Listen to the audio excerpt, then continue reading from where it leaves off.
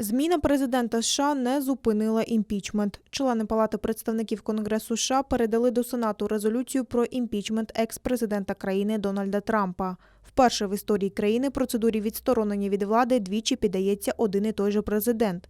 Окрім того, це також перший імпічмент, який буде розглядатися вже після того, як очільник держави залишив посаду.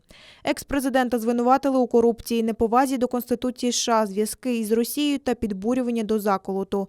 Мова йде про події 6 січня. Тоді натовп прибічників Трампа взяв штурмом будівлю Капітолію у Вашингтоні. Мітингарі були привезені переважно з інших регіонів.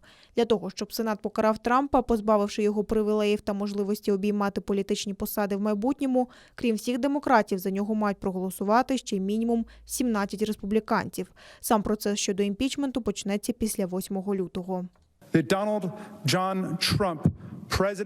Дональду Джону Трампу, президенту Сполучених Штатів, оголошено імпічмент за важкі злочини та проступки. Своїми діями він показав, що є загрозою національній безпеці, демократії та Конституції, а його перебування на посаді несумісне з урядуванням та дотриманням верховенства права.